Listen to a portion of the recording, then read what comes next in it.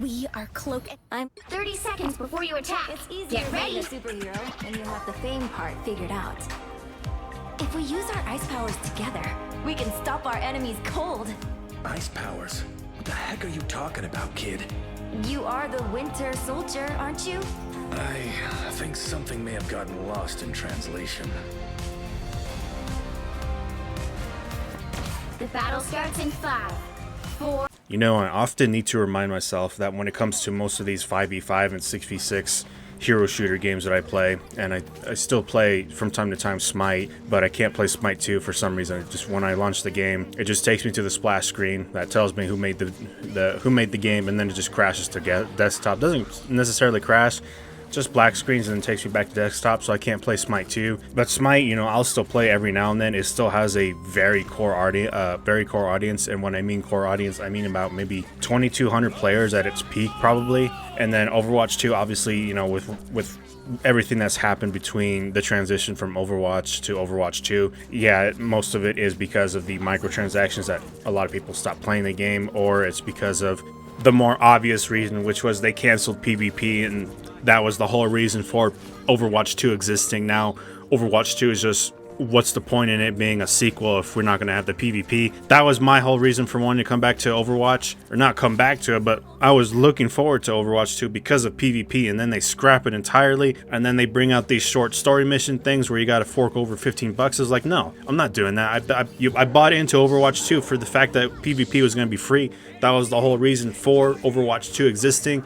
But then, of course, they wanted to focus more on the corporate greed, increasing all the legendary skins from $10 to $20. It's like, no, fuck that. Some of the changes that were made to the format, specifically the biggest change, which was going from 6v6 to 5v5. Marvel Rivals comes out, and it's a 6v6 format, which is honestly my preferred method of a hero shooter. I know that some people will agree that a 5v5 format is better. It's less chaotic. Every single death that happens on either team matters that much more. I kind of don't like it that way. I like it when it's a lot more chaotic. It's kind of the whole reason why I play those larger team games, especially Rivals. You know, it's a big reason why I still, well, I'm not going to say why I still play Rivals. It's not like Rivals is an old game, but it's why I prefer to play Rivals over Overwatch 2. I know that there was that whole thing that Overwatch 2 is going back to that 6v6 format. I don't know if they actually have yet. Explore Overwatch 2 again, even if they go back to that 6v6 format. I'm kind of over that game. Who knows? Maybe I'll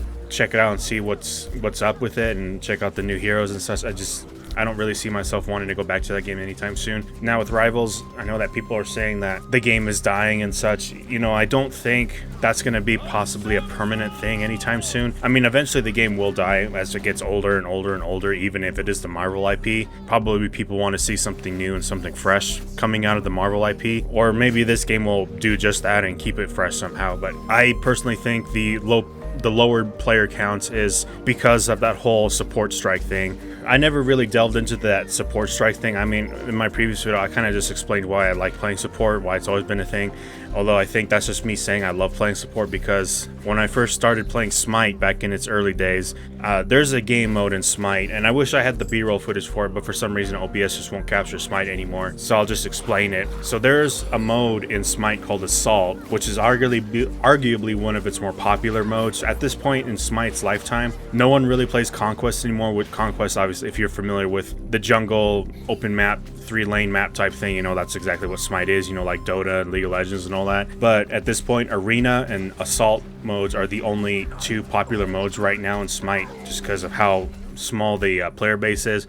Everyone's always naturally gravitated towards Arena and Assault. Assault in particular, what I loved about it is it's a single lane map. You have 2 towers, and then you have your Phoenix and your Titan, so it's very straightforward, and it's basically a tug of war. But the coolest thing about Assault mode is everyone has a randomized god. A lot of times I was stuck with playing a mage, and a lot of the times that mage would actually be a healer. And the way Assault works is if you get a heal, or not a heal, if you get a god and you don't like that god, you can actually re-roll them with just an in-game currency that you earn from playing games and completing daily tasks and all that, called favor. But you can also use gems, which is the premium currency, so it's essentially you can re-roll twice.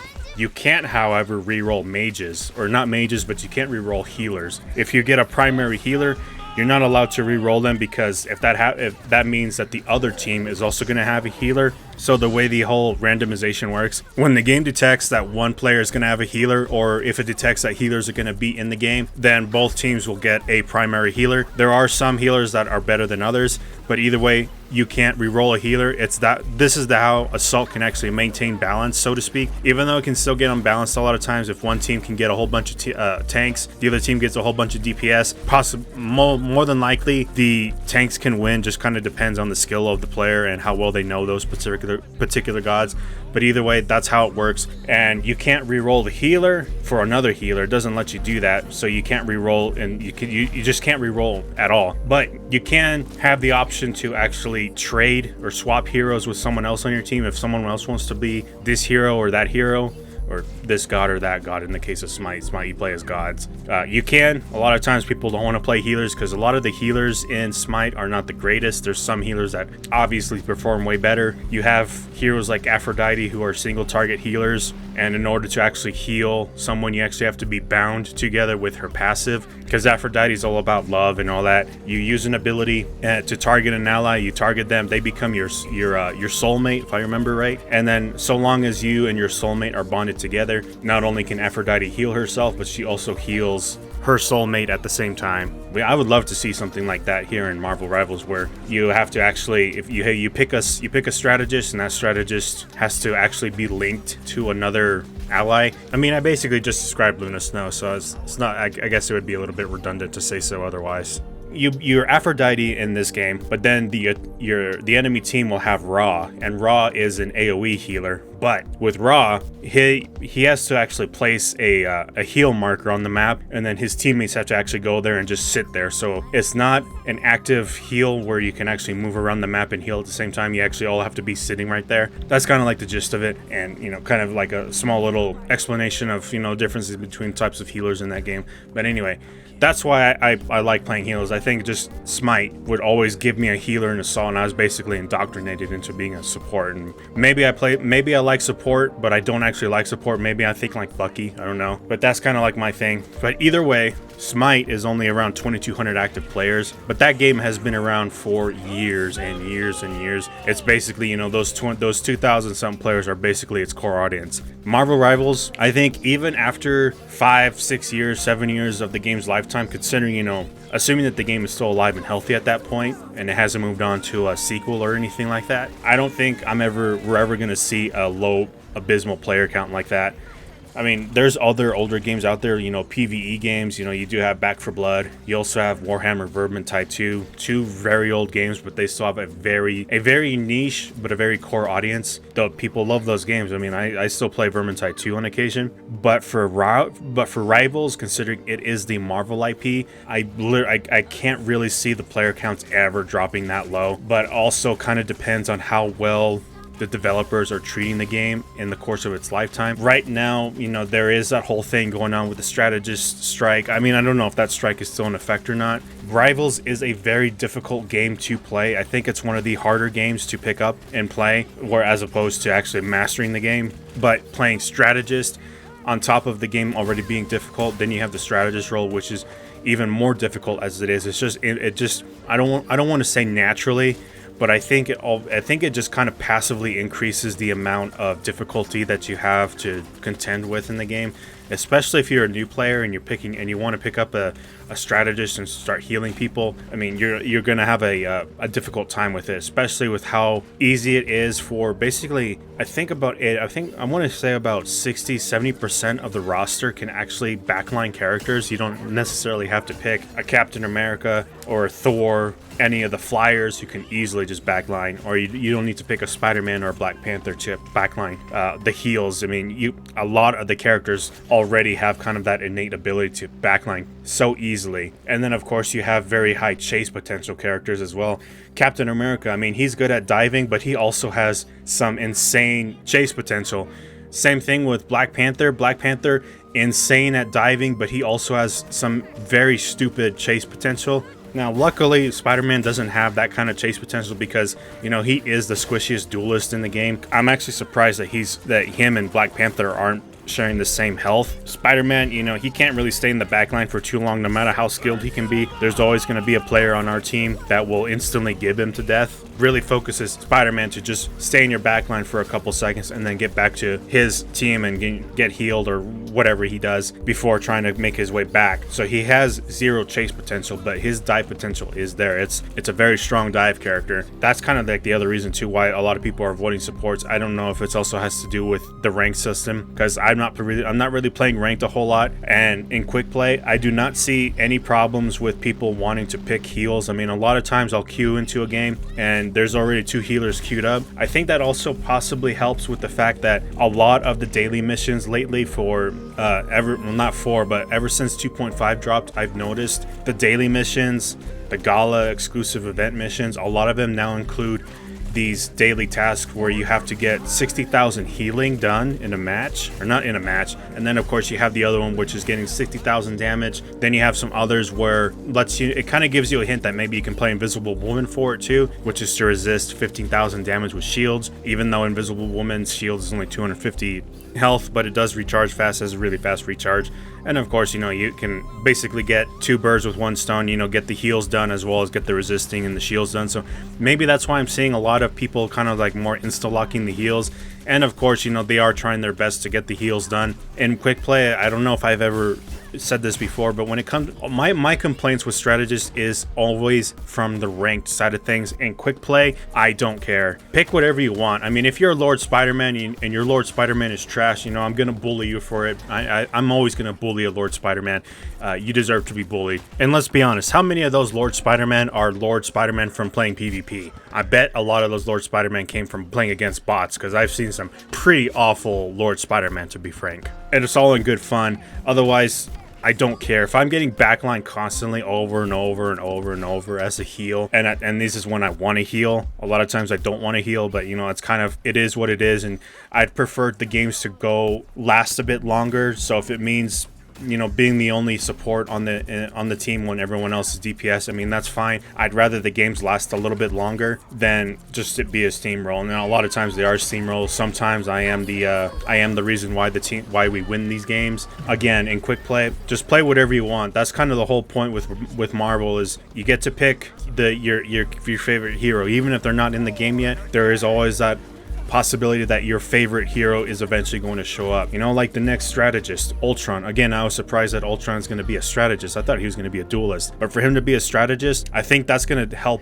out greatly with not just the player base, but also for strategists in general. I know a lot of people, especially strategists, you know, just players like me who only play strategists, that's going to be a really nice boon for us. And who knows, maybe even after Ultron we can possibly get one more strategist. If they were to release 2 back-to-back strategists, I think that would help out greatly. We're always going to have 2 strategists, possibly just even the new ones at the time too, or, you know, possibly Cloak and Dagger. Hopefully there's going to be some good combination of strategists that Ultron can pair up with nicely. Just imagine two back-to-back strategists. You know, Ultron comes out, and then a month later or something, because I think they said every season they're going to do a new hero, or I think every season's like a month or something. I don't know, but that's what they're saying. If they're going to be doing that, then, you know, that's great. I mean, there's 90 years of Marvel. There's so many heroes out there they can pick, even if some of them are more niche or kind of not as popular or not as well known as other heroes. I mean, I'll be honest with you, and like I mentioned before in my previous video, I had no idea who Luna Snow was, but I was familiar with the other strategists. I also was not really familiar with Magic. I don't really know who Magic is.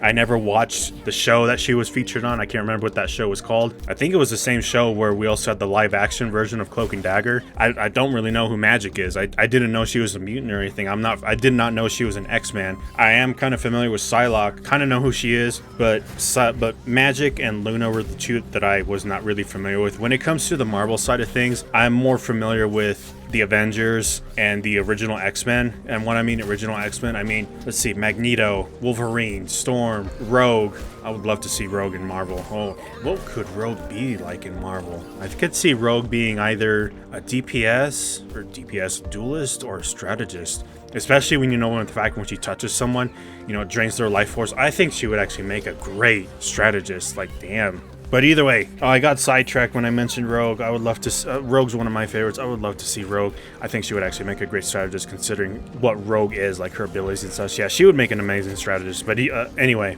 something about X-Men. Okay, you know what? I think that thought will come back to me when it comes back to me. But I kind of just wanted to kind of leave it there, leave it here, because I've actually been sitting on this video. This video has been edited for a couple days now. I actually recorded this initially the day of the summer skins for Rocket Raccoon and I don't know why I say his government name all the time, but for Rocket and Squirrel Girl. That's when I made this recording. But again, trying to get these done after work, because you know, again, I work closing times. I work from 11 in the morning to closing time, and that's dealership settings too. So dealership, mine closes at 7. It never really closes at 7 because I'm always waiting for customers to say yes or no to a deal. Or, you know, I'm hoping that a customer has bad credit, so that way I can just go home and not have to worry about cleaning another car. And I can just go home and from there try to get my recordings done. But I get so tired, I get so hungry, I have to really, you know, try and get all that done. And then trying to, of course, try to talk, provide commentary, try and play a game or something when I'm so lethargic and so tired and exhausted. My arms hurt. Feels like I go to the gym every day when I'm cleaning these cars. So it's a lot. It's quite a lot. If you guys can help me reach that 500 subs by the end of the year, you know, possibly by December, yeah, end of year, yeah, that would definitely help me out a lot and allow me to reprioritize my career, so to speak. I was a graphic designer by trade, but graphic designing is so much harder nowadays with AI being a thing, and AI's method of generating art is becoming more and more prominent, and it's becoming a little bit harder and harder and harder to differentiate between the real thing and what's made by AI. So that's kind of a bummer for me. I went to school for nothing, basically. So anyway, that's about it. I think we'll end it here. Thanks for watching. We'll see you on the next video, whatever it's going to be. Till then, have a good one, and see you then. Bye.